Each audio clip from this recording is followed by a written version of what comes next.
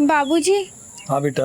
राम कुमार कल रात से घर नहीं आए हैं। कहा? कल रात से घर नहीं आए? जी बाबूजी। कुछ बता के गया था कि कहीं जाने वाला है? नहीं बाबूजी, कुछ बताकर तो नहीं गए, पर कल रात खाने के बाद से बड़े ही परेशान थे। इतनी देर तक तो कभी घर से बाहर नहीं रहता है, जरा देखिए ना। अरे तुम लोग चिंता मत करो, जरूर किसी दोस्त के यहाँ गया होगा, मैं देख के आता हूँ। ठीक है?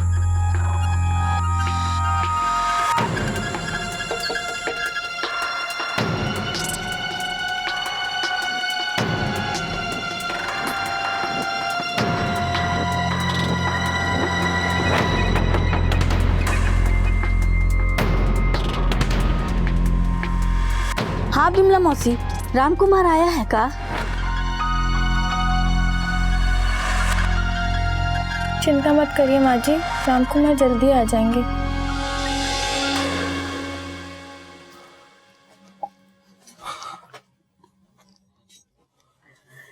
का हुआ, कुछ पता चला का? सब जगह ढूंढ लिया, कुछ पता नहीं चला। एक काम कीजिए ना, अखिलेश को फोन लगा के देखिए ना, शायद कुछ पता चले।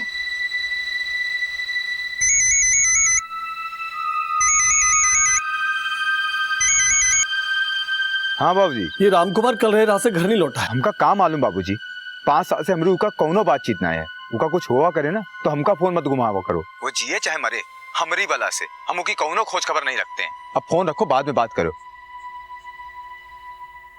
का बोला अखिलेश? उका कुछ नहीं पता। एक काम करते हैं, हम पुलिस स्टेशन जाते हैं, पुलिस में रिपोर्ट लिखाते हैं।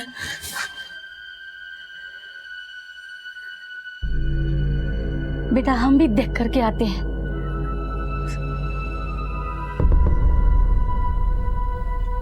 एक कत्ल और एक गुमशुदगी, क्या इन दोनों घटनाओं के तार एक दूसरे से जुड़े हुए थे? मरने वाला कौन था और मारने वाला कौन था?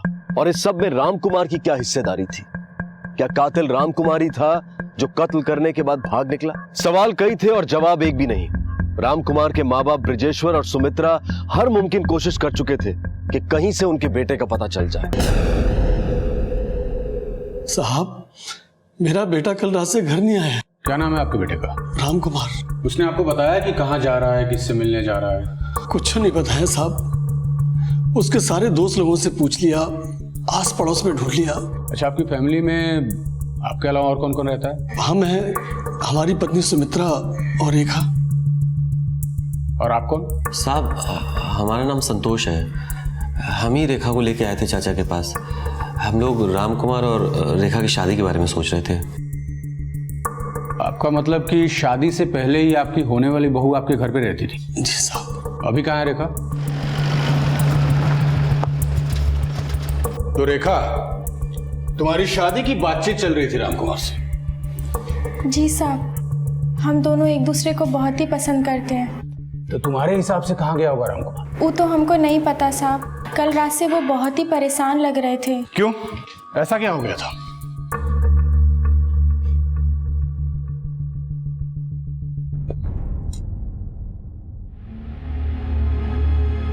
क्या हुआ बेटा? खाना क्या नहीं खा रहा? देखो बेटा, जो हुआ उसे भूल जाओ। रेखा बहुत ही अच्छी लड़की है, इससे अच्छी बहू हमारे घर के लिए और कोई नहीं हो सकती है। शादी ब्याह करो और अपनी जिंदगी को आगे बढ़ाओ। ये जिंदगी है बाबूजी, कौन रिक्शा ठेला नहीं जो धक्का देके आगे बढ़ा दें। अभी हमें थोड़ा सा वक्त चाहिए। मने जाएंगे, नौकरी करेंगे, पैसा वैसा इकट्ठा करके फिर शादी ब्याह के बारे में सोचेंगे। अरे पगला गए हो क्या? फिर वहीं जाओगे? अरे एक बार तो जेल जाने से बच गए हो। अरे कल को कुछ ऊंचा नीचा होगा तो हम लोग क्या करेंगे? अरे सुनो ना बाबूजी, लाख करो चतराई कर्म का लेखा कहूँ ना जाए, और इस सब के डर से का हम अपनी जिंदगी खत्म कर लें। अरे जिंदगी खत्म करने के लिए कौन कह रहा है बेटा? अरे अपने खेत है, बैल है, जमीन है, यही कमाओ, यही खाओ। कम से कम चैन की नींद तो सो पाओगे। कितना सुख चैन सुकून है हमें सब पता है बाबूजी। आप अपनी सलाह अपने पास रखिए, हम देख लेंगे हमें क्या करना है। अरे राम, अरे बेटा सुन दो। सुनो तो। क्या हो गया लड़के को, कैसा बर्ताव कर रहा है?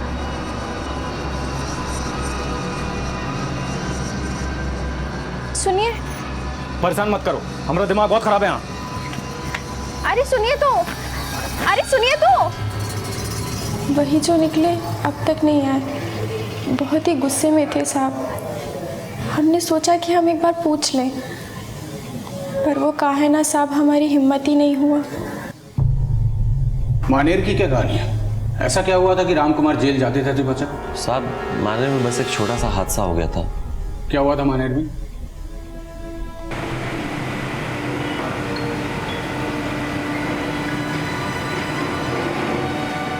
साहब मानेर पेपर फैक्ट्री में हम सुपरवाइज़र का काम करते हैं। गांव से 20 किलोमीटर है फैक्ट्री।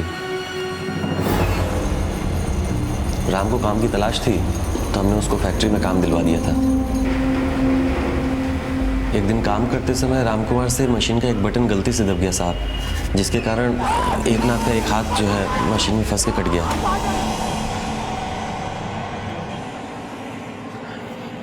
राम, क्या हुआ? गांव चले जाओ। बाबूजी को तुम्हारी ज़रूरत भी है और यहाँ का जो कुछ भी है ना, उसका चिंता मत करो तुम, हम सब संभाल लेंगे। ये लो भैया, ये कब रख लो। राम तो बहुत ही भोला लड़का है सर। जो हुआ उसका दुख हमको भी हो रहा है। रेखा हमारी मुंह बोली बहन है, इसीलिए तो इसका रिश्ता लेके आए थे हम उसके लिए, ताकि उसके जीवन में भी थोड़ी सी खुशी आए। ठीक है, तुम जा सकते हो, जरूरत पड़ी तो वापस बुलाएंगे। मुश्ताक सर, सबसे पहले राम कुमार के मानेर कांड की डिटेल निकालो।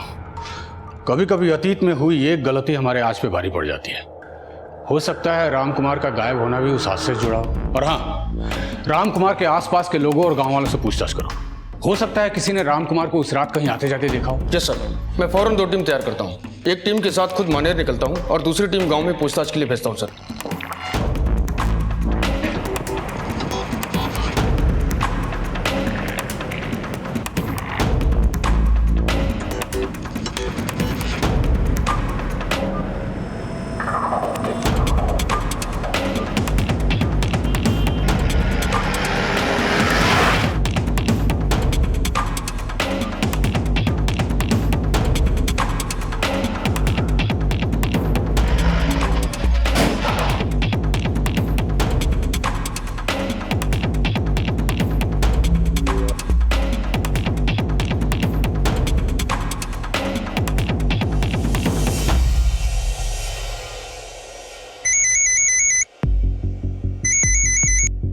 हाँ गुप्ता सर, घर के आसपास पूछताछ की पर ज्यादा कुछ खास पता नहीं चला, मगर हमें ये पता चला कि राम की अपने भाई से बनती नहीं थी।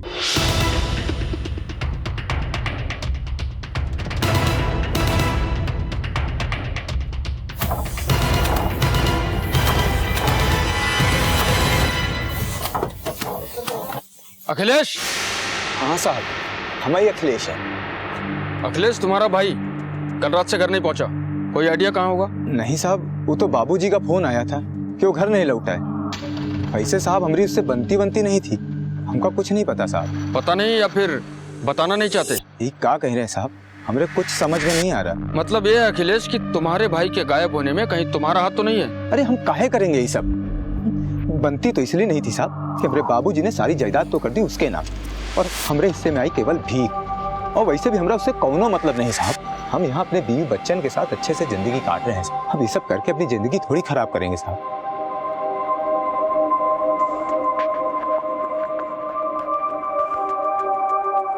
बेटा, तुमने जाना जरूरी है का? बाबूजी, हम जाना तो नहीं चाहते थे, पर चाचा वापस फैक्ट्री जाना बहुत ज़रूरी है, पर हमारा कोई काम हो या कोई सहायता चाहिए तो फ़ोन करिएगा। और चाचा, राम मिल जाएगा, एतबार रखिए। अच्छा, हम चलते हैं, प्रणाम।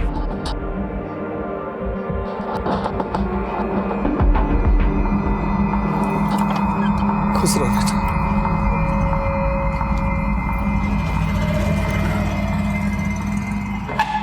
सर, मैंने मानेर में काफी पूछताछ की। रेखा के कई चाहने वाले निकले सर। उसका भाई आनंद भी उसी फैक्ट्री में काम करता है जिसमें संतोष काम करता है। सर, दोनों काफी अच्छे दोस्त भी हैं, इसलिए भाई ने बहन को संतोष के साथ रामकुमार के घर भेजा ताकि शादी की बात पक्की हो सके सर। और एक बात और सर, मैंने रामकुमार के भाई अखिलेश से भी बात की। सर, अखिलेश और रामकुमार के बीच बनती तो नहीं थी, लेकिन उसे देखकर ऐसा लगता नहीं कि वो अपने भाई को गायब करवा सकता है सर, क्योंकि उसके घर में एक पत्नी, छोटे छोटे बच्चे भी हैं सर। और ये एकनाथ की क्या रिपोर्ट है? सर, एकनाथ भी रेखा को काफी पसंद करता है। सर, ये राकेश है, राम कुमार के घर के पास में ही रहता है। इसने उस रात कुछ देखा है सर। क्या देखा था? साहब, हम उसको एक आदमी के साथ देखे थे। वो लोग झगड़ा कर रहे थे। अंधेरा ज़्यादा होने के कारण हम उसका चेहरा तो नहीं देख पाए, पर हाँ साहब, उसका एक हाथ नहीं था। तो एकनाथ था उस रात उसके साथ। मुश्ताक सर, चलो इस एकनाथ की खोज खबर ली जाए, पता तो चले कि ऐसी क्या जरूरत पड़ गई कि इतनी रात गए इन दोनों को एक साथ मिलना पड़ा। सर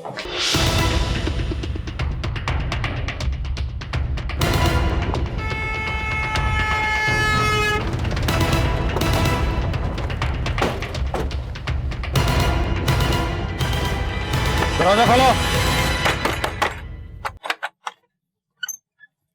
अरे काहे पकड़ रहे साहब हमको? हम का किए हम? पहले जितना पूछ रहा हूँ सच सच बोल। जिस रात राम कुमार गायब हुआ तो उसके साथ था, माजरा क्या है? ये महज इत्तेफाक है या तेरी कोई प्लानिंग थी? हम कोनो प्लानिंग नहीं किए हैं साहब। हम काहे करेंगे कोनो प्लानिंग? बस बात यह है कि हम रेखा को बहुत पसंद करते हैं साहब, और वो भी हमको बहुत पसंद करती है। बस यही समझाए को गए थे हम राम कुमार को, ताकि वो पीछे हट जाए और 3 जिंदगी बर्बाद होने से बच जाए। क्या बात कर रहे हो एकनाथ? पगला गए हो क्या? पगला नहीं गए, सच बता रहे हैं, सच। और ये बात कान खोल के सुन लो, ये शादी से कोनो का भला नहीं होगा, और रेखा भी हमको पसंद करती है। हाँ, जैसे तुम कह दी और हम मान लिए। बस इतना ही बात था साहब। हम भला उनको काहे कुछ करेंगे। मुश्ताक सर, रेखा का कहना है कि राम कुमार और वो एक दूसरे को प्यार करते थे, और यहाँ एकांत कह रहा है कि वो और रेखा एक दूसरे को पसंद करते थे। कहीं ये सारा कुछ रेखा की वजह से तो नहीं हो रहा है? सर, रेखा के भाई आनंद तिवारी से बातचीत करते हैं, वो इन सबको जरूर जानता होगा, और एक भाई होने के नाते उसे ये जरूर पता होगा कि रेखा के आगे पीछे कौन कौन था और किस वजह से था, और रेखा किसे पसंद करती थी। तनिक मुस्कुराइए ना। काहे मुस्कुराए? अरे मुस्कुराती तो बहुत अच्छी लगती है। पर काहे मुस्कुराए? कोई वजह भी तो होनी चाहिए। अरे हम तुम्हारे सरप्राइज लेके आए हैं। सरप्राइज? दिखाइए तो। अरे ऐसे कैसे दिखा दो? पहले मुस्कुराइए तो सही। फिर दिखाओगे? हाँ तो ठीक है। आय हाय, क्या मुस्कुराती हो। कहाँ गया?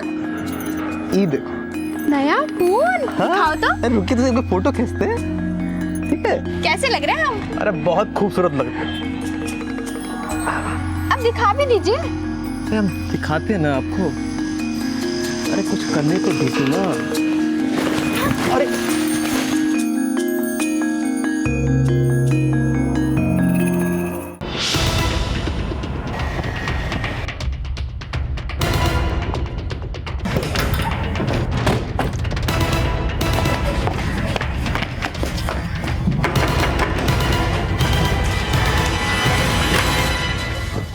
आनंद तिवारी। जी साहब। आनंद जी साहब। तुम्हें राम कुमार में ऐसा क्या दिखा कि तुमने अपनी बहन को सीधा उसके घर ही भेज दिया? रिश्ते की बात ऐसी भी हो सकती थी। साहब, हमने राम कुमार को फैक्ट्री में काम करते देखा था। बहुत ही मेहनती लड़का है। हमको लगा कि हमारी बहन के लिए इससे अच्छा रिश्ता हो ही नहीं सकता, इसीलिए हमने संतोष के साथ रेखा को राम कुमार के घर भेजा, ताकि राम कुमार के माँ बाबूजी भी रेखा को देख लें। और ये एकनाथ का क्या चक्कर है? सर वो तो बहुत ही है साला। सर हमारी बहन पे गंदी नजर डाले बैठा।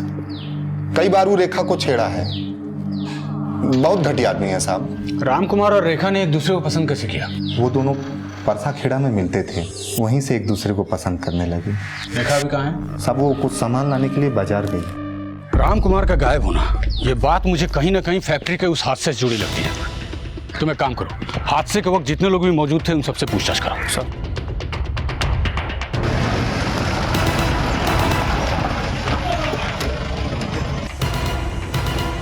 आप हैं मैनेजर? हाँ जी, मैं हूँ मैनेजर। हम उस मशीन को देखना चाहते हैं जिससे एकनाथ का हाथ कटा था। जी सर, आइए मैं दिखाता हूँ।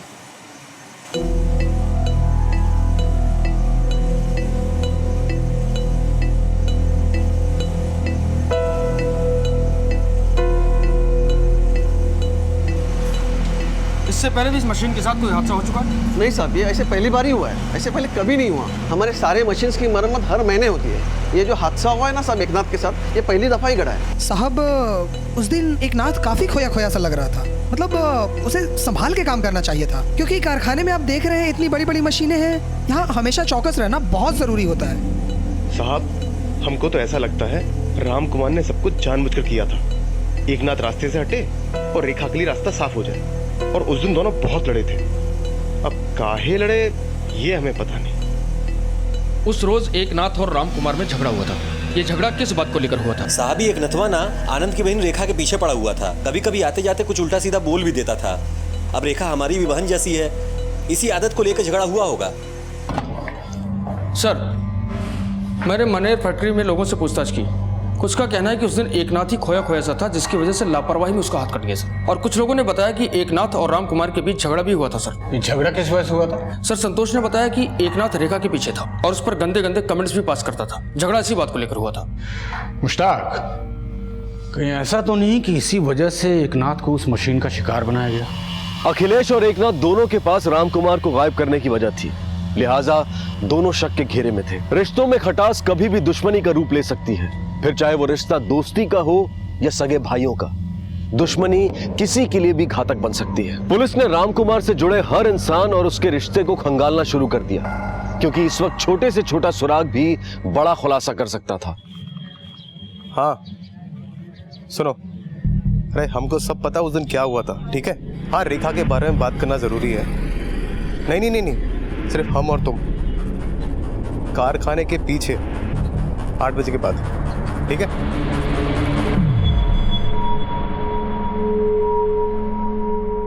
हेलो,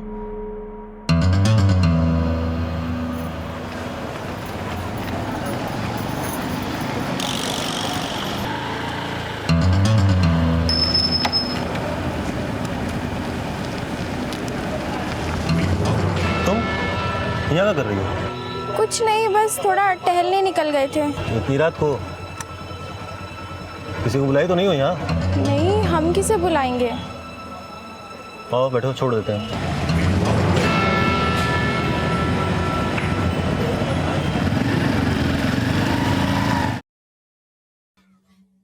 हमरा राम इतना भोला और सीधा है, किसी की बात पर भी भरोसा कर लेता है। फिर यही सोच के तो हमने अपनी आधी से ज्यादा जायदाद उसके नाम कर दी थी, ताकि उसका भविष्य सुरक्षित हो जाए। अखिलेश को तो हम जानते हैं, होशियार है, अपनी जिंदगी संवार लेगा। पर हमें क्या पता था कि जायदाद के चक्कर में दोनों भाई एक दूसरे के इतने बड़े दुश्मन बन जाएंगे। काश दोनों भाई साथ होते।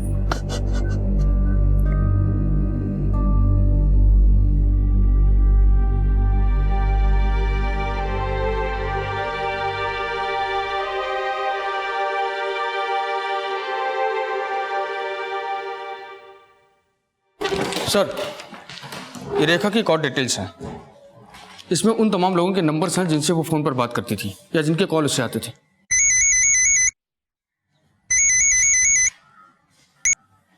हाँ बोलो। व्हाट?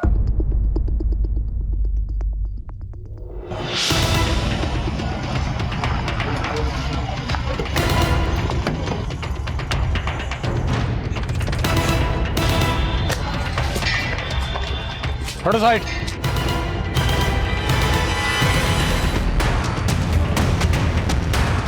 सर, ये रही पोस्टमार्टम रिपोर्ट।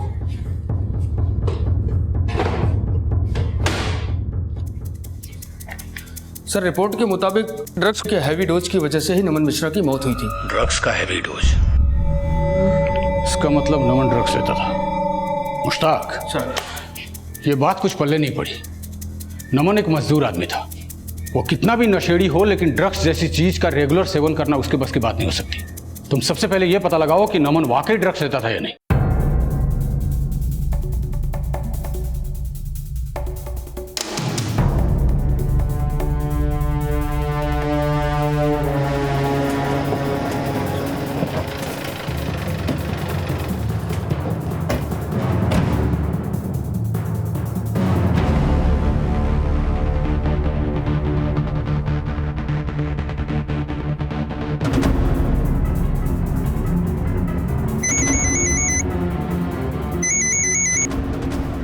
हाँ मुश्ताक। सर, नमन के दोस्तों और उसके परिवार वालों से पूछताछ की। उससे ये पता चला कि वो एक नंबर का नशेड़ी था। शराब तो लगभग वो रोज ही पीता था सर। हाँ, मगर ड्रग्स, वो भी इतनी मात्रा में? देखो मुश्ताक, ड्रग्स के लाइट डोज से आदमी बेहोश हो जाता है, तो नमन इतने हैवी मात्रा में ड्रग्स का डोज कैसे ले सकता है? जरूर इसके पीछे किसी का हाथ है। हो सकता है कि उसने ये ड्रग्स खुद ना खाया हो, बल्कि उसे किसी ने खिलाया हो सर।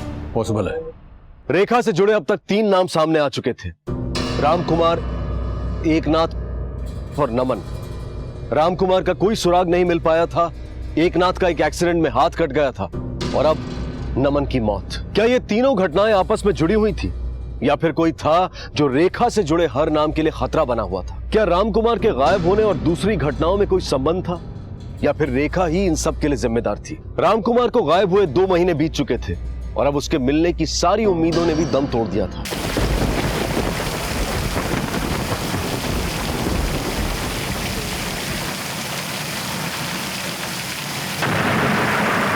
इतना पानी भर गया। हमको ये पानी निकालना पड़ेगा, कहीं ऐसा ना हमारी जमीन बैठ जाए। आज जल्दी अंदर के कमरों को भी देखते हैं, कहीं ऐसा ना इतना पानी वहां भी भरा। हाँ चलिए चल। अरे रामकुमार के कमरे में इतना पानी। सुमित्रा, पानी जल्दी से निकालना पड़ेगा। अरे बाप रे। सुमित्रा,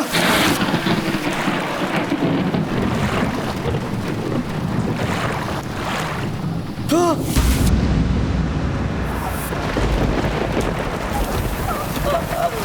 अरे दुनिया में इसको ढूंढ रहे थे हम।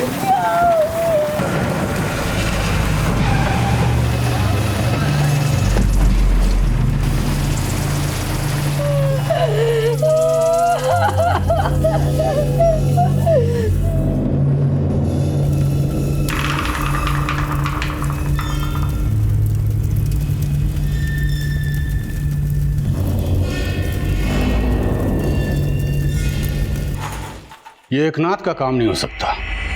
एक हाथ से लाश को वहां तक ले जाना और फिर कब्र खोद कर दफनाना, नॉट पॉसिबल। मुश्ताक, क्या पॉसिबल है कि रामकुमार की लाश उसी के घर में गड़ी हो?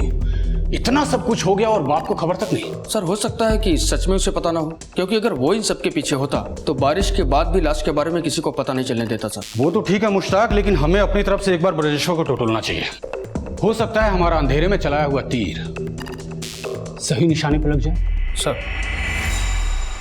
अरे इससे ज्यादा एक बाप का दुर्भाग्य और क्या हो सकता है साहब, कि उसका जवान बेटा उसके ही घर में दफन रहे और उसका एक बूढ़ा बाप उसकी कब्र पर 2 महीने तक सोता रहे और उसे पता तक नहीं चला। संभालिए अपने आप को, खूनी जो भी है जल्दी पुलिस की गिरफ्त में होगा।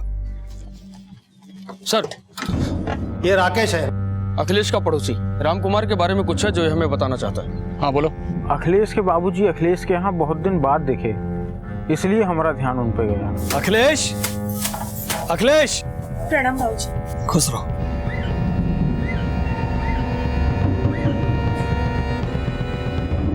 प्रणाम बाबूजी। हम ये कहने आए थे बेटा कि जो कुछ हुआ उसे भूल जाओ, घर वापस आ जाओ, जिंदगी की नई सिरे से शुरुआत करते हैं। अब सब खत्म हो चुका है बाबूजी, और आप हमेशा रामकुमार की तारीफ करते रहते हो, तरफदारी करते रहते हो। जब तक वो जिंदा है ना, वो घर में कभी कदम ना रखेंगे। अखिलेश। मुश्ताक, लगता है अखिलेश के पास बहुत कुछ है हमें बताने को। तुम एक काम करो, फौरन एक टीम तैयार करो, अखिलेश के घर पहुंचो। कहीं ऐसा ना हो कि लाश की खबर सुनकर वो भाग निकले। सब साहब ये क्या कर रहे हैं साहब, हमरा विश्वास कीजिए साहब। स्टेशन जाके करेंगे अखिलेश।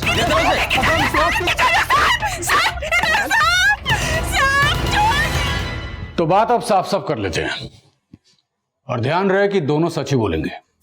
अखिलेश, क्या तुम्हारे पिता कभी तुम्हारे घर आए थे? हाँ साहब। और घर लौटने की बात पर तुम दोनों में बहस भी हुई थी? अब साहब गुस्से में तो मुंह से 2-4 बातें निकली जाती हैं। बात यह है साहब कि हम राम से चिढ़ते बहुत थे। कहे कि बाबूजी ने सारी जायदाद तो उनके नाम कर दी, जी का वो बर्बाद कर देता, और हमका का दिया कछु नहीं। बस साहब यह खातिर हम गुस्से में घर छोड़कर बाहर चले गए। तू चाहे कितनी भी दलील दे ले, लेकिन तुझे देखकर लगता नहीं है कि तू कोई दूध का धुला हुआ है। और ब्रिजेश्वर जी, आप कहीं ऐसा तो नहीं कि एक बेटा तो खो ही दिया है तो कम से कम दूसरे को बचा लो? हमारे बेटे आपस में झगड़ा भले ही कर सकते हैं, पर हम इतना जानते हैं कि वो किसी का खून नहीं बहा सकते। आपका ये बेटा क्या कर सकता है ये तो आप अच्छी तरह जानते हैं, लेकिन मैं क्या कर सकता हूँ ये आप नहीं जानते। इसलिए दिमाग की नसों पर जोर दीजिए और सोचिए कि क्या किया, किसने किया और क्यों किया। सर, पोस्टमार्टम रिपोर्ट के मुताबिक राम कुमार की हत्या हुई थी। किसी ने उसे गला घोटकर मार दिया और फिर लाश को दफना दिया। बॉडी जल्दी सड़ने लगी क्योंकि कातिल ने लाश के साथ नमक का भी इस्तेमाल किया था सर।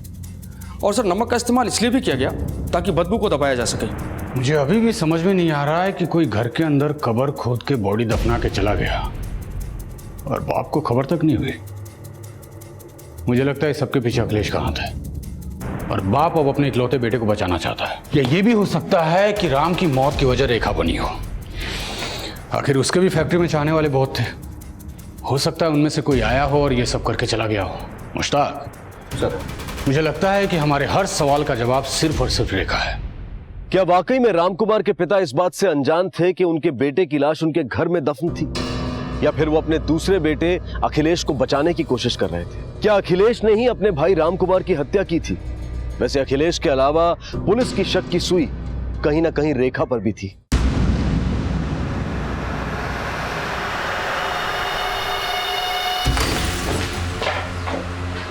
रेखा सर, इसको जल्दी हॉस्पिटल पहुंचाओ।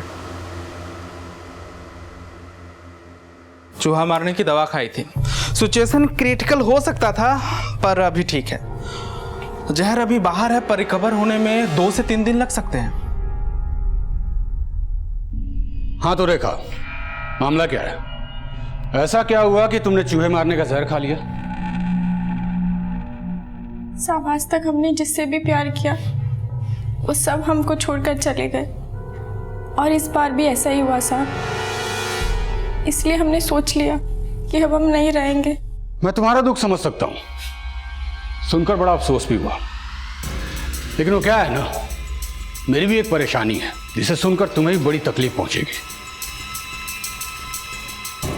हमने तुम्हारा कॉल रिकॉर्ड चेक किया और हमें यह पता लगा कि जिस रात नमन का खून हुआ उस रात तुम भी वहीं थी। और हम उस फैक्ट्री के मजदूर नहीं हैं जिसे तुम घुमाओ और हम घूम जाएं। अब तुम्हारी भलाई इसी में है कि सारा सच खुद अपने मुंह से कबूलो। ये तो अगर हम घुमाने पे आ गए ना तो ऐसा घुमाएंगे कि तुम्हारी पूरी जिंदगी घूम जाएगी। चलो बोलो बोलो। साहब, हम तो नमन के साथ रहना चाहते थे। हमने तो इतना भी सोच लिया था कि हम उनके साथ भाग जाएंगे। साहब, नमन ने हमसे वादा किया था कि वो हमें कभी किसी चीज की कमी महसूस नहीं होने देंगे। और हाँ साहब, उस रात नमन ने ही हमें वहां बुलाया था।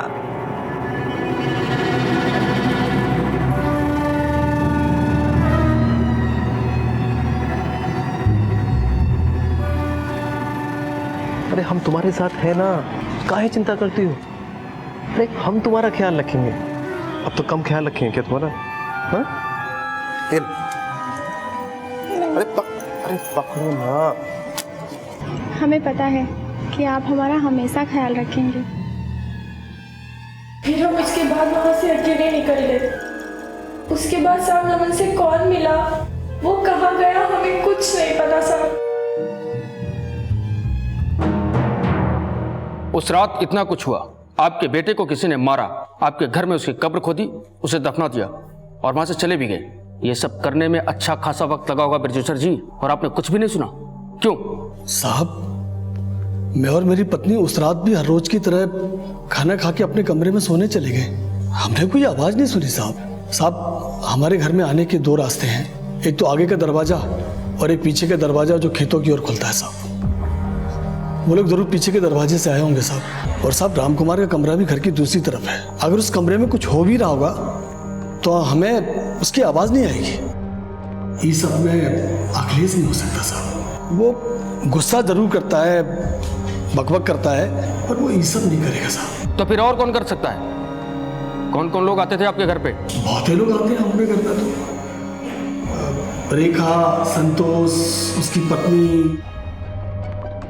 सर, हमने अब तक संतोष और नमन के घर वालों से बात नहीं किया है। संतोष की बीवी भी रामकुमार के घर अक्सर आया करती थी। हो सकता है उसने कभी कुछ देखा हो।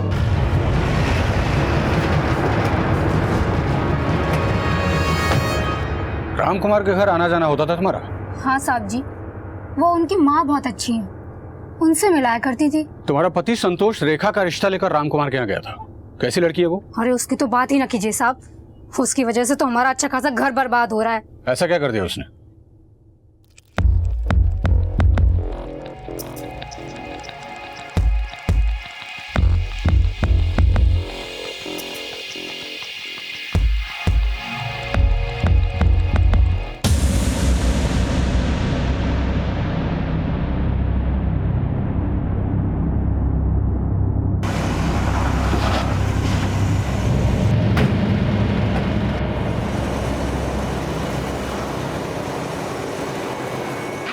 चल संतोष। साहब क्या हुआ? तेरे लिए जेल में एक नया काम ढूंढना है, चक्की पीसने का। ले जा इसको। अरे अरे हम क्या किए? अरे अरे साहब बोला मत। हमें सब सच पता चल चुका है कि राम कुमार और नमन को तू नहीं मारा है। क्या बोल रहे? हम काहे मारने लगे राम कुमार को?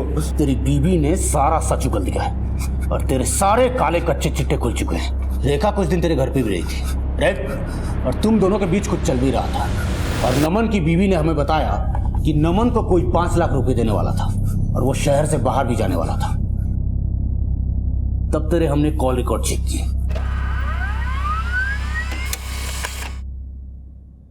और पता चला कि कत्ल वाले दिन नमन ने तुझे फोन भी किया था। हेलो? और कत्ल की रात रेखा तेरे साथ भी थी। फिर क्या, सारा मामला हमारे सामने आने की तरह साफ हो गया। अब बस तेरे मुंह से सुनना बाकी है। चल बोल। साहब, ये नमनवा हमको कारखाने में तार बदलते हुए देख लिया था, जिसके बाद एक नाथ का हाथ कट गया।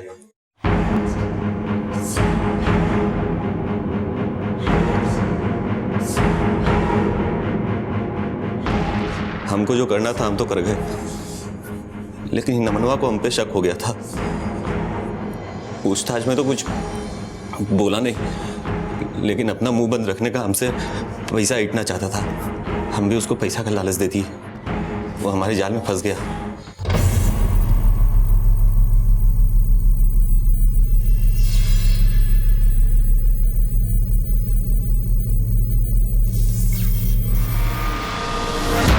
मौका देख के हम उसका खेल खत्म कर दिए। हमको रेखा के पास कोई अच्छा नहीं लगता था। हमारी रेखा सिर्फ हमको हमारे साथ चाहिए थी। इन मनो हमसे पैसा तो इतना ही चाहता था, साथ ही साथ रेखा भी उसको चाहिए थी। जी का जंजाल बच गया था हमारे। उससे पहले राम कुमार को क्यों मारा? तो भैया हम बता रहे थे ना, राम से बेहतर लड़का रेखा के लिए और कोई नहीं है हमारी नजर में। हम भी उसको देखे हैं फैक्ट्री में काम करते हुए।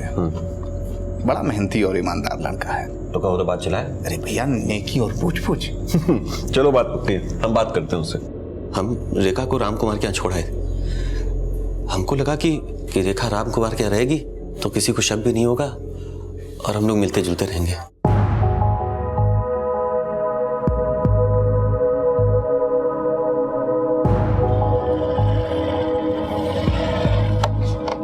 चाचा प्रणाम।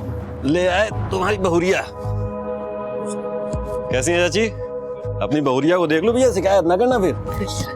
अरे मेरा राम, बस बैठा रहोगे? उठो तो देखो, ले आए। कैसी है? पसंद आई? पर 3 दिन में ही हमको उसकी याद सताने लगी।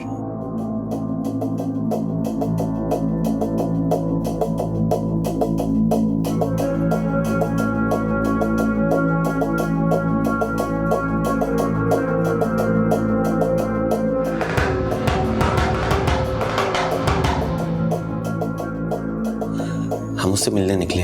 हमको ये बात शुरू से अच्छी नहीं लग रही थी। बर्दाश्त के बाहर था हमरे कि राम कुमार भी रेखा के साथ वही सब काम करे। हम एक रात उन दोनों को देखे भी।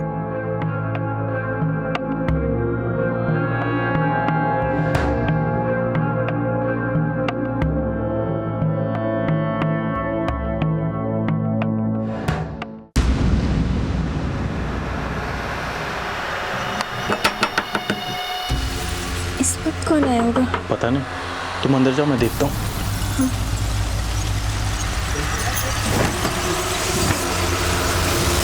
अरे संतोष, इतनी रात के? हाँ यार, क्या बात है? मन नहीं लग रहा था ना, तो सोचा तुम्हारे साथ 2 पैकिंग मार ले। अरे आओ। अरे रेखा, देखो तुम्हारे भैया हैं।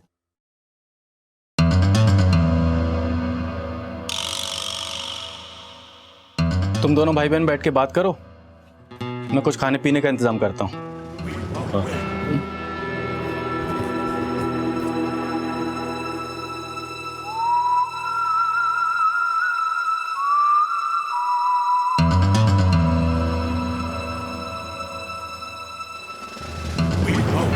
भाई संतोष?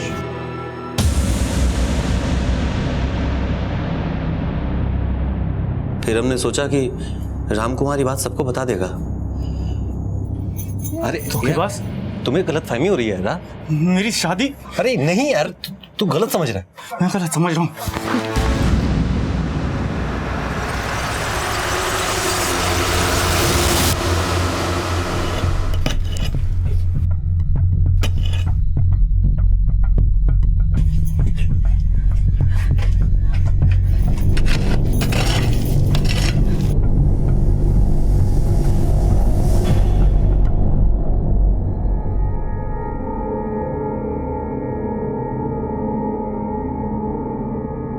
फिर अगली सुबह ब्रजेश्वर चाचा घर आए और हमसे कहने लगे कि रात से रामकुमार घर नहीं लौटा।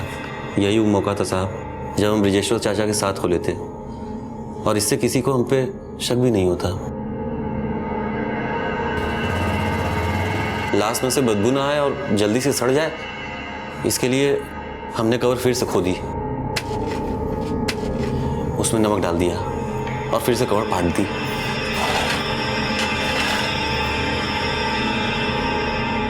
उसके बाद हमने और रेखा ने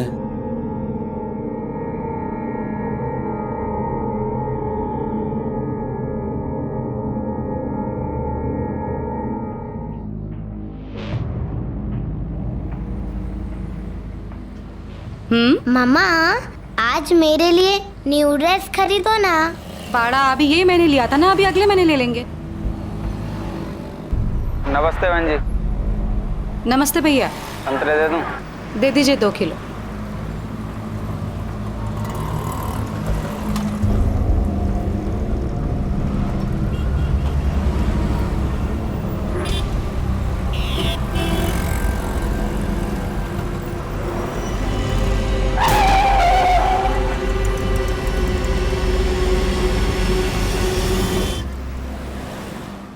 कहते हैं कि दुनिया में सबसे गहरा रिश्ता माँ और बेटी का होता है। वो माँ ही होती है जो बेटी के बोलने से पहले ही उसके मन की बात को महसूस कर लेती है। वो माँ ही होती है जो बेटी के जन्म से लेकर उसके उम्र के हर पड़ाव में ये कोशिश करती है कि उसकी बेटी सुरक्षित रहे, सुखी रहे। और वो बेटी ही होती है जो आंख मूंद कर ये विश्वास करती है कि हर मुसीबत में माँ उसकी ढाल बनकर रहेगी। मगर यह भी सच है कि आज हमारी तेजी से बदलती सोच ने हमारी जिंदगी की सड़क को लालच और अविश्वास के ऐसे गड्ढों से भर दिया है कि जिन पर चलते हुए माँ बेटी जैसे पवित्र रिश्ते न केवल कटघरे में खड़े नजर आने लगे हैं बल्कि जानलेवा भी साबित हो रहे हैं। ए अलका, चल उठ। तेरे को बोल रही हूं, चल बाहर आजा, तेरी जमानत हो गई है। चल उठ।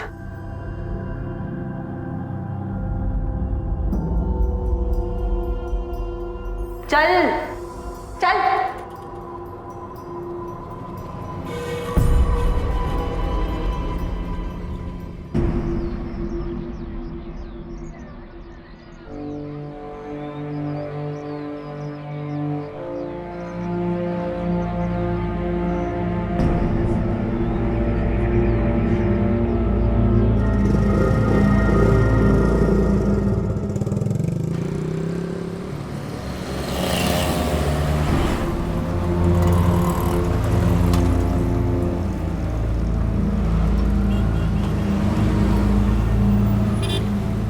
क्रिश,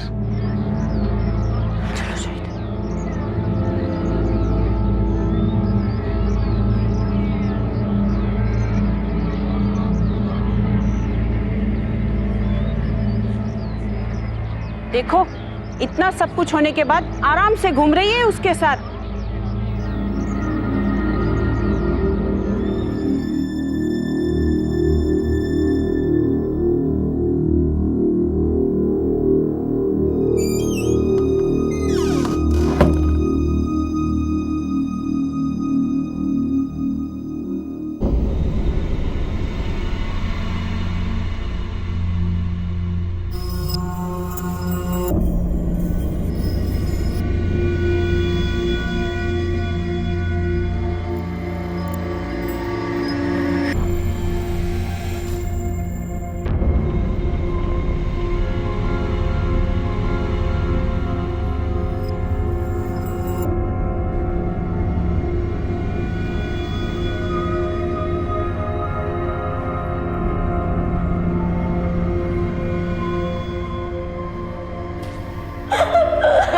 अलका, संभालो अपने आप को।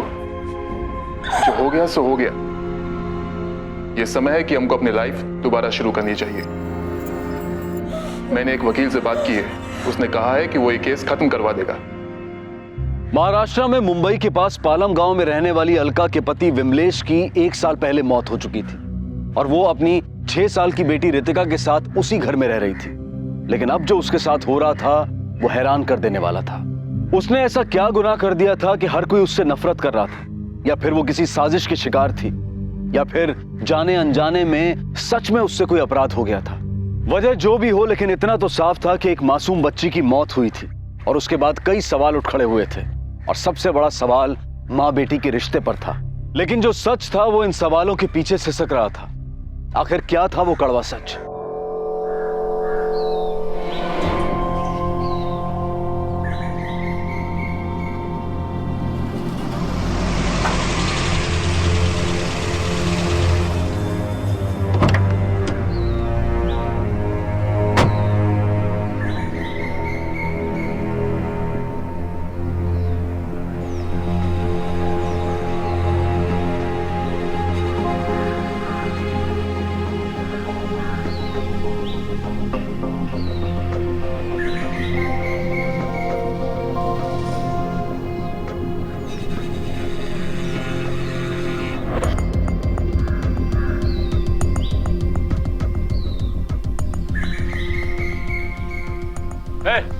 क्या नाटक लगा रखा है? निकलो यहाँ से, निकलो। हटाओ इसको। मैंने कहा ना मैं यहाँ से कहीं नहीं जाऊंगी। हटाओ। पद से निकल जा वरना मौत ठुकाई होगी तेरी। चल। अरे छोड़ो मेरा हाथ। नहीं जाऊंगी। देखती हूँ कैसे नहीं जाएगी। कैसे नहीं जाएगी? नहीं जाऊंगी यहाँ से। कैसे नहीं जाएगी? छोड़।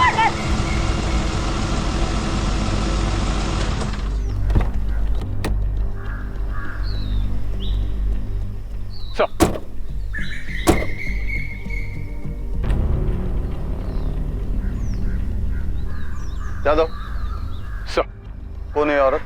सर मर्डर का केस चल रहा है इस पर। इससे बचने के लिए फालतू में ड्रामा कर रही है, जबकि इसने सर जानबूझकर अपनी बेटी को एक्सीडेंट में मारा है। इसे मेरे कैबिन में भेज दो, मुझे बात करनी है। सर।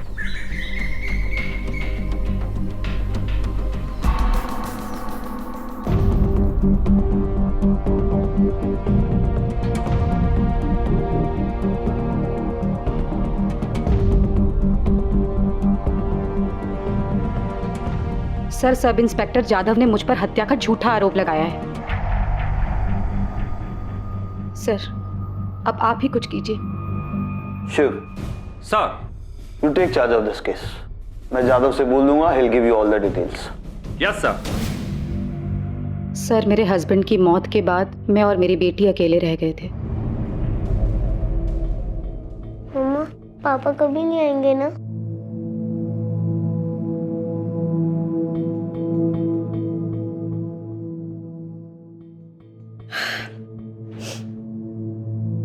पापा नहीं आएंगे तो क्या हुआ? मम्मा है ना, वो तुझे रोज स्कूल लेके जाएगी, घुमाने लेके जाएगी और फिर जल्दी से ना बड़ी होके बड़ी अफसर बनना। मम्मा को शॉपिंग पे लेके जाएगी ना फिर।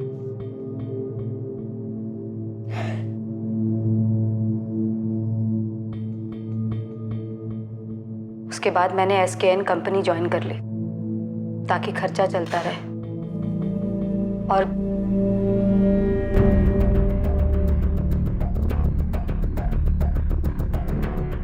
ड्यूटी पे जाते वक्त मैं अपनी बेटी को स्कूल छोड़ते हुए जाती थी। सर, मंगल नगर में 2 ग्रुप में लफड़ा हो गया, 1-2 को चाकू भी लगा है। सर अभी प्लीज आप मेरे साथ चलिए।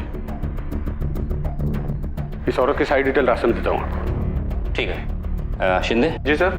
तुम भी मेरे साथ चलो। ठीक है सर। मैम, आप थोड़ी देर यहाँ बैठिए, मैं आकर आपसे मिलता हूँ। जी। शिंदे माने को बोल दो मैं उनसे चाय कॉफी के लिए पूछे। ठीक है सर। आओ। माने, मैडम को चाय पानी पूछो।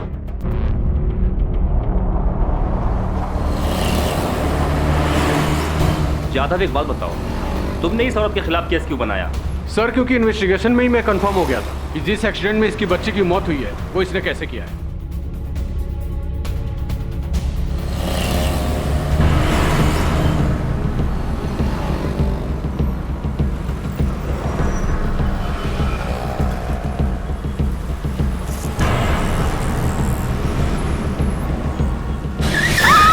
सर सड़क पूरे 30 फीट चौड़ी है और आगे से जो सिग्नल था वहां से बच्ची के स्कूल जाने के लिए अलका को राइट की तरफ मुड़ना था, लेकिन ऐसा करने के बजाय अलका ने अपनी स्कूटी की रफ्तार अचानक तेज करते हुए लेफ्ट की तरफ टर्न किया। सर इसलिए उस पर पहली बार मुझे शक हुआ कि एक्सीडेंट उसने जानबूझकर तो नहीं किया। लेकिन जादव कोई माँ अपनी बेटी की जान क्यों लेना चाहेगी? एग्जैक्टली सर, यही सवाल मेरे दिमाग में आया था। इसके लिए सर मैंने उसके पड़ोसियों से पूछताछ भी की। सर जानते हैं क्या मालूम हुआ? अरे काई की माँ साहेब, सौतेली बेटी थी उसकी। सौतेली? हाँ, विमलेश ने अपनी बीवी के मरने के बाद रितिका को संभालने के लिए अलका से दूसरी शादी की थी साहब। और जब तक विमलेश जिंदा था ना साहब, रितिका को लेकर दोनों में बहुत लड़ाई झगड़ा होता था। क्या बताऊं, परेशान हो गए थे हम तो। साहब उसकी बेटी रितिका को मैंने खुद ने कार के नीचे आने से बचाया था। बड़ी लापरवाह माँ है साहब, ऐसा लगता है वो खुद अपनी बेटी को मरवाना चाहती है।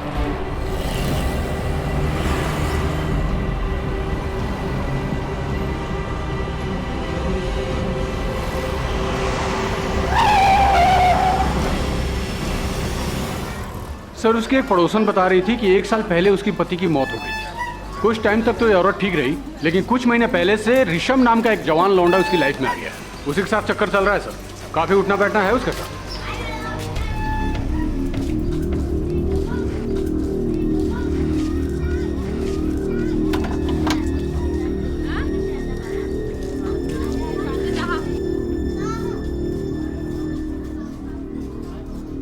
इसके मर्द को मरे अभी साल भर भी पूरा नहीं हुआ है और देखो कैसे गुलछर्रे उड़ा रही है। आस पड़ोस का भी ख्याल नहीं है इसको।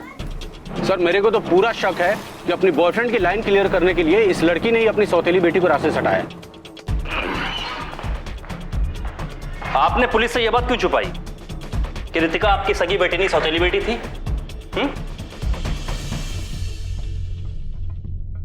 क्यों? सर इस बात का इस केस से क्या संबंध है? क्योंकि आपका अपने हस्बैंड के साथ रितिका को लेकर के रोज झगड़ा होता था। मुझसे पूछे बिना बाहर जाने की क्या जरूरत थी?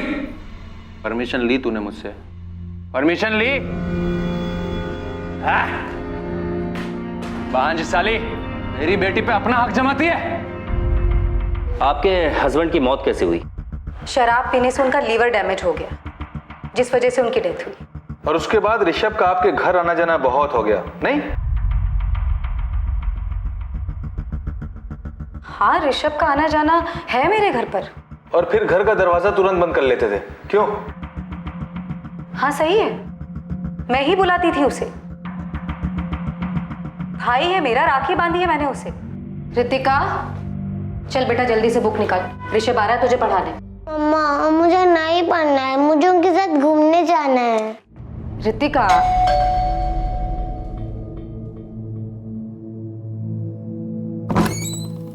ऋषभ आओ।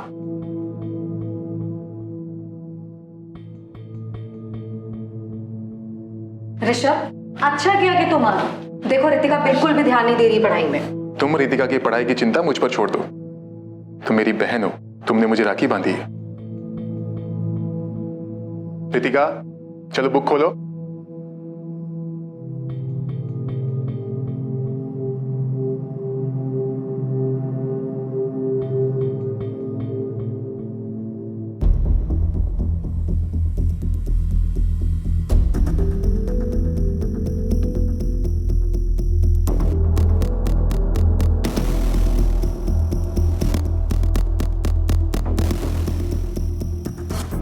एक्सीडेंट वाली जगह पर सिग्नल के बाद आपकी बेटी का स्कूल सड़क के राइट हैंड साइड में है, फिर आप अचानक लेफ्ट हैंड साइड में क्यों मुड़ी थी? क्यों मैडम, याद नहीं आ रहा है या फिर सवाल समझ में नहीं आया?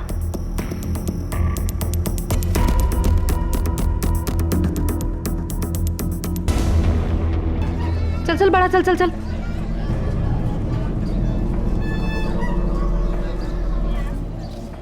चल होकर चल।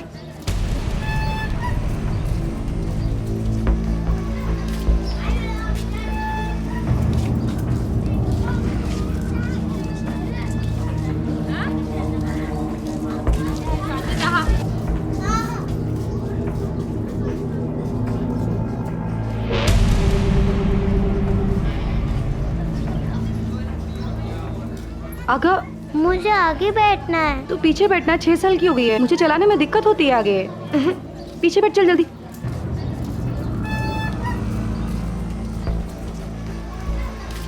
मम्मा मला फुगे पाहिजे. बाळा उशीर होते. मम्मा फुगे ले दो ना. मम्मा प्लीज ओनली 3. ठीक है, ये लो. खुश?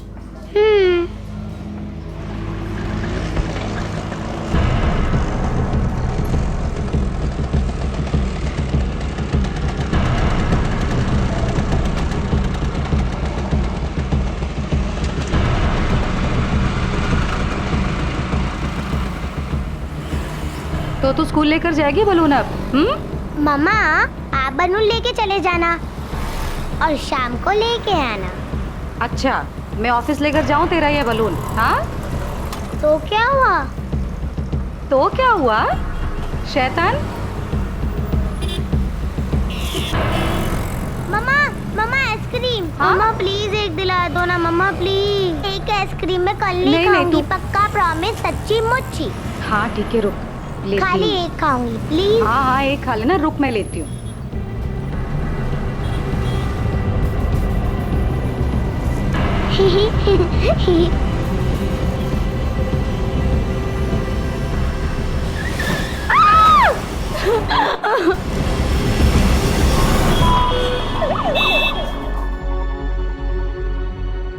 क्या हुआ डॉक्टर साहब?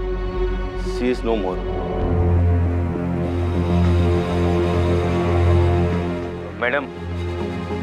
मैडम आपका भी मेडिकल टेस्ट करना पड़ेगा, क्योंकि आपका जो केस है वो एक्सीडेंटल डेथ का केस है. चलिए.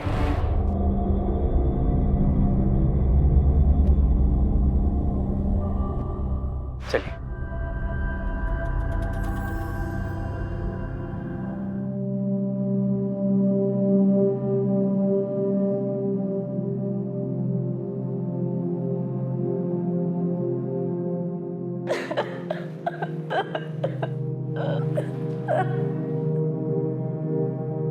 ये तो बदनसीबी है, कोई क्या कर सकता है. ये बदनसीबी नहीं है, हत्या हुई है. हत्या. ये क्या कह रही हो अलका? वो एक एक्सीडेंट था. नहीं ऋषभ,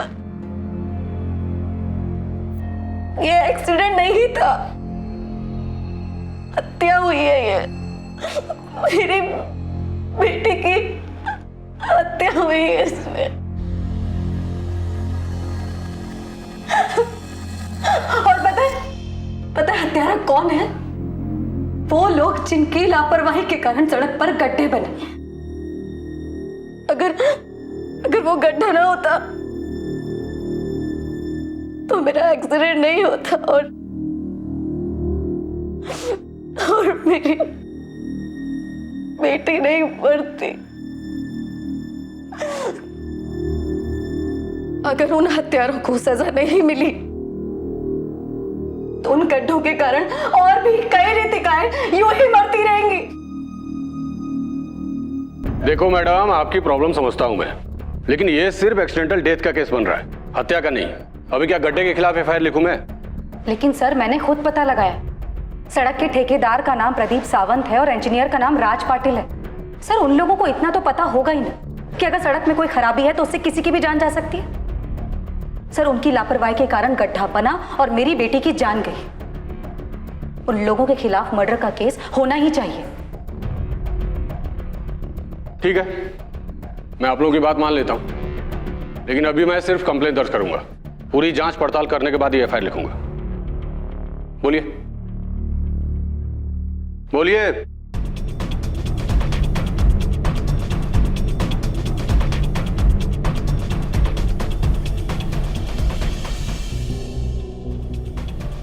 और उस दिन के बाद इस थाने के मैंने कई चक्कर काटे. हर दूसरे दिन आकर मैं यही पूछती थी कि उस ठेकेदार प्रदीप सावंत और राज पाटिल के खिलाफ कोई कार्रवाई हुई या नहीं. लेकिन हर बार मुझे यही जवाब मिला सर कि जांच चल रही है. और उसके 1 महीने बाद वो हुआ जो कोई सोच भी नहीं सकता. ले जा इसको.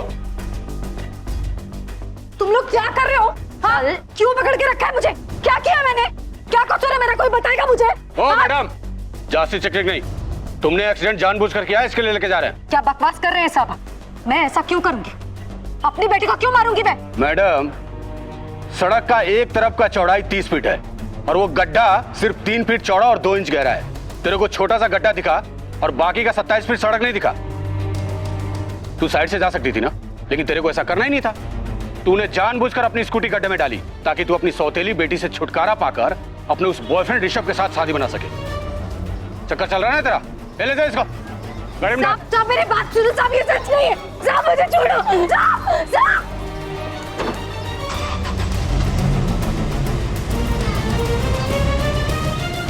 अब मैं केवल इतना कहना चाहूंगी सर कि सड़क के ये गड्ढे रितिका जैसे कई लोगों की मौत का कारण बनते हैं और सड़क बनाने वाले उन ठेकेदारों और इंजीनियर्स को सजा मिलनी ही चाहिए। ठीक है, आप अभी घर जाइए, लेकिन जब तक मेरी जांच पूरी नहीं हो जाती आप यहीं रहिएगा। जी sir.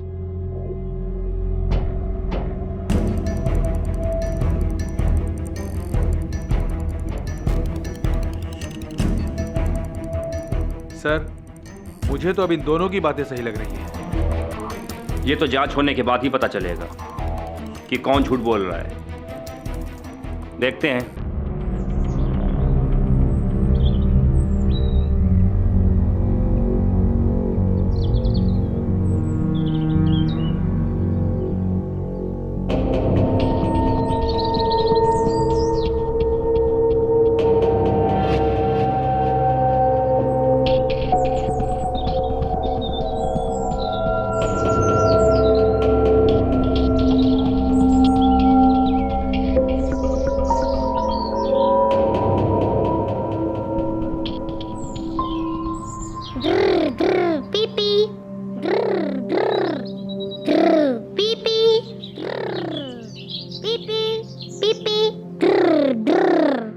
Senior inspector Shiv Gaekwad एक बहुत ही मंझे हुए पुलिस ऑफिसर थे।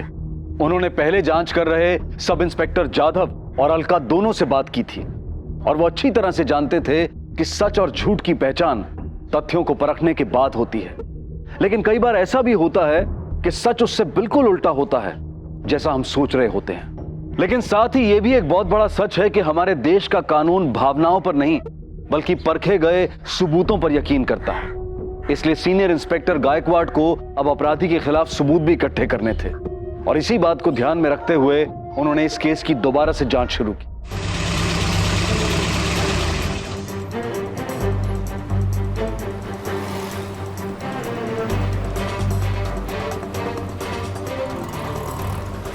आओ।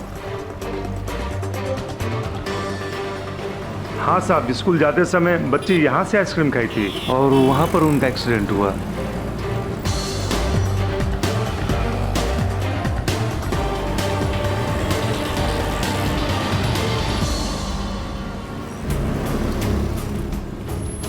शिंदे, अलका जी की जो स्कूटी थाने में रखी है ना, उसे अर्ली मॉर्निंग लेकर के यहाँ जाना।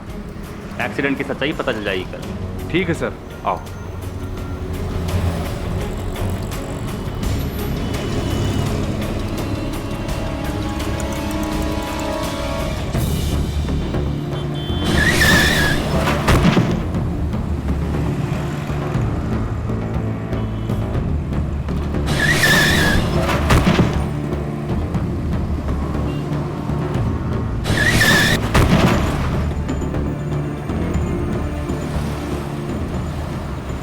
शिंदे जी सर। यहाँ से एक जमीन का टुकड़ा खोदकर लैब भेज देना ताकि पता तो चले कि रोड बनाते समय कोई लापरवाही हुई है या नहीं। और हाँ, साथ में एक्सीडेंट के बाद अलका का मेडिकल टेस्ट कराने वाले उस कांस्टेबल से भी पूछताछ करो। ठीक है सर।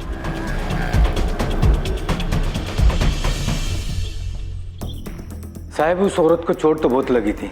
क्योंकि डेथ का केस था इसलिए मैंने उनकी मेडिकल रिपोर्ट बनवा ली है। ये देख लीजिए। ठीक है पटेल, तुम जाओ। Thank you sir.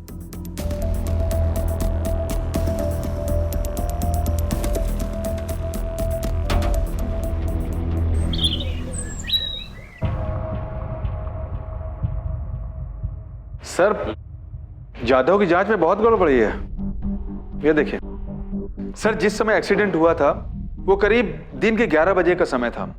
क्योंकि उस समय सड़क पर भीड़ बहुत ज्यादा रहती है, इसलिए किसी के लिए भी 40 की स्पीड से ज्यादा गाड़ी चला पाना संभव नहीं है, जबकि जाधव ने रिपोर्ट में लिखा है कि अलका जी 60 की स्पीड से गाड़ी चला रही थी। अगर अलका ने जानबूझकर ये एक्सीडेंट किया होता तो उसे वैसी चोटें नहीं लगती जैसे कि अचानक गिरने से लगती। और सर, अलका के मेडिकल रिपोर्ट की भी अनदेखी की गई है, जो ये साबित करता है कि एक्सीडेंट में अलका को भी बहुत ज्यादा चोटें आई थी। शिंदे, जाधव से कहो कि मुझे इस केस के बारे में दोबारा बात करनी है।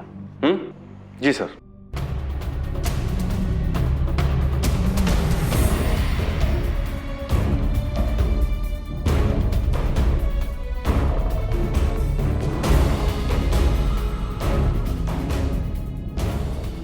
जाधव, ये जहर है, पीजिए इसे। लेकिन सर, मुझे पता है कि इसको पीने से तुम मर सकते हो। नाउ इट्स एन ऑर्डर, पियो इसे। जाधव, अगर अनजाने में मैंने तुम्हें यह जहर दिया होता तो ये एक एक्सीडेंट होता, जबकि मुझे पता है कि यह जहर है, उसको पीने से तुम मर सकते हो, फिर भी मैं तुम्हें दे रहा हूं, तो यह एक हत्या हुई। खराब सड़क बनाने वाले ठेकेदार को भी पता होता है कि इसकी वजह से किसी की मौत हो सकती है, इसलिए रितिका का मामला एक्सीडेंट नहीं, जानबूझकर की गई हत्या है। और तुमने तो बिना जांच की तह तक जाए हुए एक मां को हत्यारा बना दिया। जाधव, तुम्हारी इस लापरवाही से हम सब शर्मिंदा हैं और तुम्हें भी इसका खामियाजा भुगतना पड़ेगा। ठेकेदार प्रदीप सावंत को थाने में बुलाओ और उसे कहो कि पूरी फाइल लेकर के आए। सर।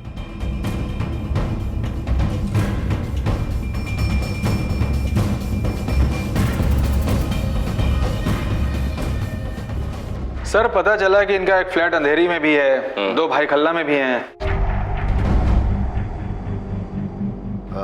हाँ साहब, बात तो बराबर है। कौन से ग्रेड के ठेकेदार हैं ये? बी ग्रेड के। आप 3 साल से बी ग्रेड के ठेकेदार हैं और सरकारी ठेके में आपको इतनी जल्दी इतना मुनाफा हो गया। सड़क बनाते समय आपने जो मटेरियल यूज किया है उसके बिल और सरकारी इंजीनियर से उसके अप्रूवल के पेपर सब इसमें है ना? हाँ साहब, सब इसमें है। लेकिन साहब, आप बोलो ना, करने का क्या है? आप जो बोलेंगे मैं वही करूंगा। अब जो करना है पुलिस करेगी। और हाँ, मुझसे पूछे बगैर शहर के बाहर मत जाइएगा। साहब,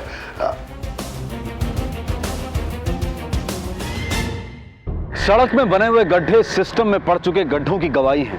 ये कहना बहुत मुश्किल है कि सिस्टम में गड्ढे हैं या गड्ढों में सिस्टम। लेकिन जो भी हो, एक बात बिल्कुल साफ है कि इन गड्ढों की वजह से अब तक हजारों लोगों की जान जा चुकी है। मिनिस्ट्री ऑफ रोड ट्रांसपोर्ट की एक रिपोर्ट के अनुसार हमारे देश में पिछले ही साल लगभग 4.5 लाख सड़क दुर्घटनाएं हुई और जिनमें तकरीबन 1,41,000 लोग मारे गए और इनमें से 11,000 से ज्यादा दुर्घटनाएं सिर्फ सड़क पर बने गड्ढों की वजह से हुई, जिनमें 3,000 लोग मारे गए। और यह सब हमारी और आपकी बदकिस्मती नहीं है कि देश भर में हर दिन हर घंटे लगभग 16 लोग, यानी कि तकरीबन हर चौथे मिनट में हमारे किसी अपने की हत्या कर दी जाती है। दोषी कौन है?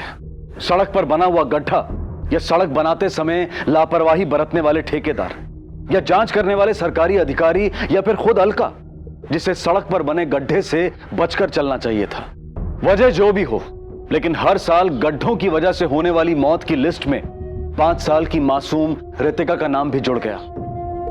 लेकिन अब देखना यह था कि जो लोग इसके लिए जिम्मेदार थे, क्या उन्हें अपनी हरकतों पर जरा भी शर्म थी, या फिर वो कुछ ऐसा करने वाले थे जो आपके और हमारे सड़क पर सुरक्षित चलने और जिंदा रहने के अधिकार पर एक तमाचा था।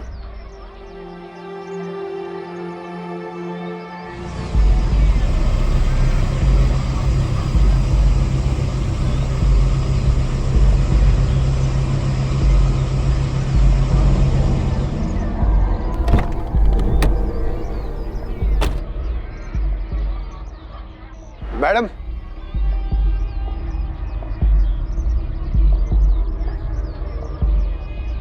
नमस्कार। मैं ठेकेदार प्रदीप सावंत। बोलो। मैडम, मैं तुम्हारी बेटी को वापस तो नहीं ला सकता, बस तुम कुछ ले दे के मामला सेटल कर दो। तुम मेरी बेटी की मौत का सेटलमेंट करना चाहते हो ना? कितने पैसे दोगे? ऐसे मैडम, मेरा तो कुछ बनता नहीं है, फिर भी मैं 2 लाख रुपए ले आया हूं। ठीक है।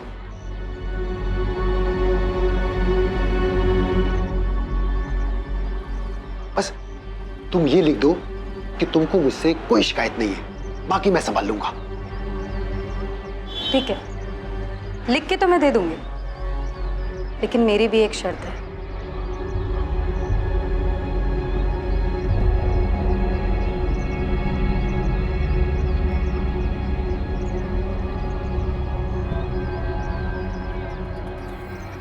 $2.5 लाख तो हो जाएंगे ना? बराबर ना? तो मैं ये सब तुमको दे देती हूँ, बस तुम मेरी बेटी की जान के बदले में ना अपने किसी बच्चे की जान ले लो, मामला सेटल हो जाएगा। ज्यादा होशियारी दिखा रही है ना मेरे सामने। ठीक है, तुमको जो मर्जी है करना कर, मेरा कुछ नहीं उखाड़ समझी? पकड़। चले चल। मिस्टर पाटिल,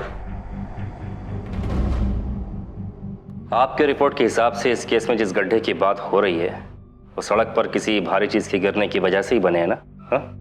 जी, मैंने खुद फाइल चेक की थी। एक सवाल है पाटिल साहब से, क्या बारिश का पानी इतना भारी होता है कि सड़क पर गिरती सड़क गड्ढों से भर जाती है?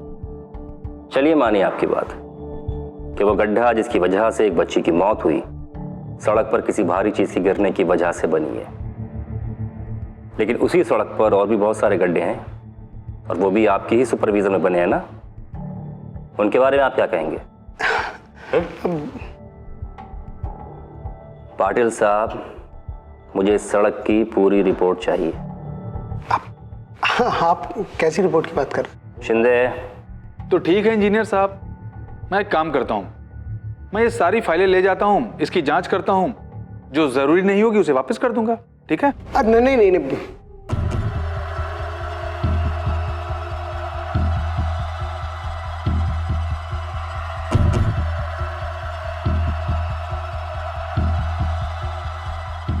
इसी में सारे पेपर्स हैं। Thank you. Thank you.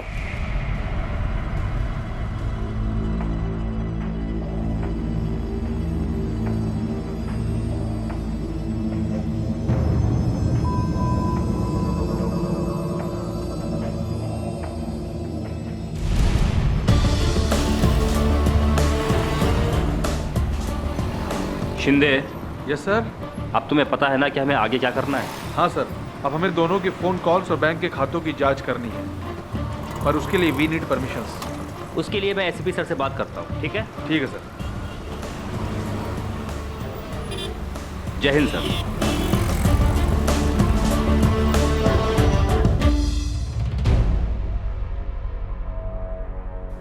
Sir, सड़क का जो टुकड़ा हमने सैंपल के लिए लैब भेजा था उसकी रिपोर्ट आ गई है।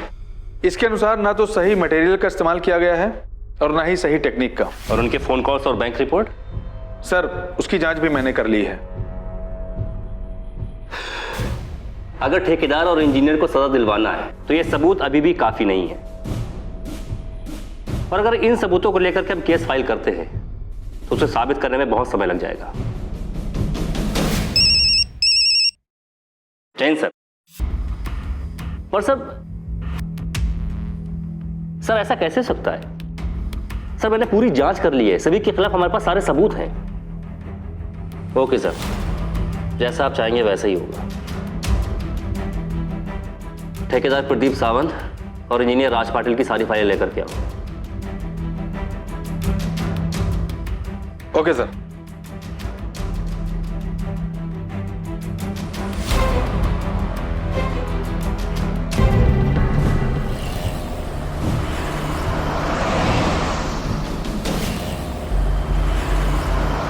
सर, इसमें लैब टेस्ट की रिपोर्ट से लेकर के मटेरियल सप्लायर, आप लोग के बैंक स्टेटमेंट्स, फोन कॉल्स सब रिकॉर्ड मौजूद है। लेकिन सर आप लोगों ने ऊपर से कॉल करा करके मेरी सारी मेहनत पर पानी फिरवा दिया। साहिब, आपको आपकी मेहनत का पूरा फल मिलेगा।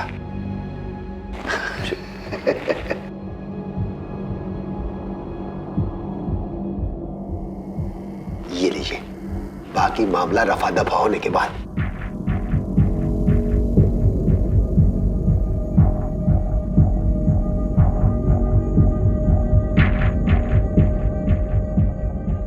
कहाँ तुम लोग, जल्दी करो ना, आओ ना।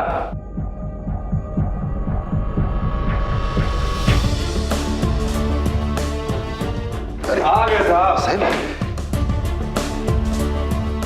एंटी करप्शन डिपार्टमेंट से हैं सर। इधर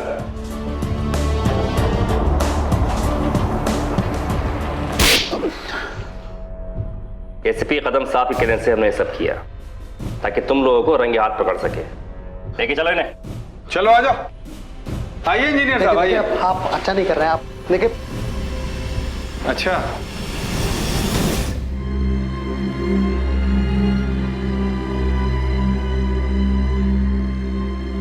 मम्मा पापा कभी नहीं आएंगे ना?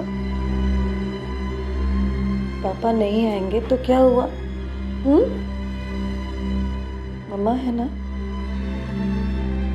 वो तुझे रोज स्कूल लेके जाएगी, घुमाने लेके जाएगी, और फिर जल्दी से ना बड़ी होके बड़ी अफसर बनना। मम्मा को शॉपिंग पे लेके जाएगी ना फिर।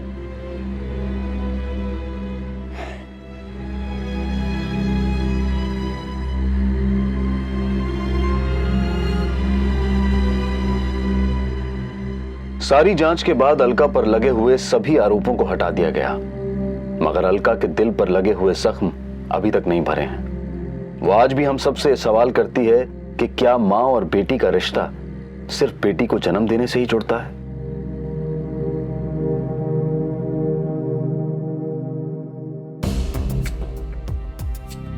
इस मामले में पुलिस ने सब इंस्पेक्टर गजानन जाधव को जांच में लापरवाही का दोषी पाते हुए उस पर विभागीय कार्रवाई की है। ठेकेदार और इंजीनियर दोनों के खिलाफ भ्रष्टाचार, रिश्वतखोरी और लापरवाही के कारण हुई हत्या का मामला दर्ज किया गया और न्यायालय ने उन्हें 10 दिनों तक पुलिस हिरासत में रखकर पूछताछ करने का आदेश दिया। हमारे देश की सरकार हर साल हजारों करोड़ रुपए केवल सड़कें बनाने में खर्च करती है ताकि हम न केवल एक बेहतर जिंदगी जी सकें बल्कि विकास की गति को भी महसूस कर सकें। लेकिन ठेकेदार प्रदीप सावंत और इंजीनियर राज पाटिल जैसे भ्रष्ट और बेईमान लोग अपने निजी स्वार्थों के लिए देश की विकास प्रक्रिया को गड्ढों में डाल देने में कोई शर्म महसूस नहीं करते। हर साल सड़कें बनती हैं और महीने 2 महीने में उनमें गड्ढे पड़ने लगते हैं और हर बारिश का मौसम सड़क को सड़क कम और गड्ढा ज्यादा बना देता है, जो हर पल कहीं किसी अलका से उसकी मासूम बेटी को छीन लेता है। अपने साथ हो रहे इस अन्याय के खिलाफ आवाज उठाएं और इन्हें मजबूर कर दें कि ये चंद रुपयों के लिए हमारी जिंदगी के साथ ना खेलें। ये सच है कि भ्रष्टाचार का गड्ढा काफी गहरा है और इसे भरते भरते काफी समय लग जाएगा, लेकिन इस सब के बीच अच्छी खबर यह है कि हाल ही में सरकार ने सड़कों की गलत डिजाइनिंग और देखभाल की कमी के कारण हुई दुर्घटनाओं के लिए संबंधित लोगों को उत्तरदायी ठहराने की घोषणा की है। हम उम्मीद करते हैं कि इसके बाद ऐसी दुखद घटनाओं में न केवल कमी आएगी बल्कि इसके लिए जिम्मेदार लोगों को सजा भी मिलेगी।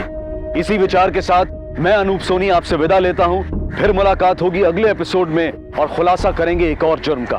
तब तक अपना और अपने परिवार का ख्याल रखें और देखते रहें क्राइम पेट्रोल डायल 100। सबक एक को, सीख हम सबको। जय हिंद। क्राइम पेट्रोल के और भी दिलचस्प कहानी देखने के लिए हमारे चैनल को सब्सक्राइब करें और बेल आइकॉन दबाना न भूलें।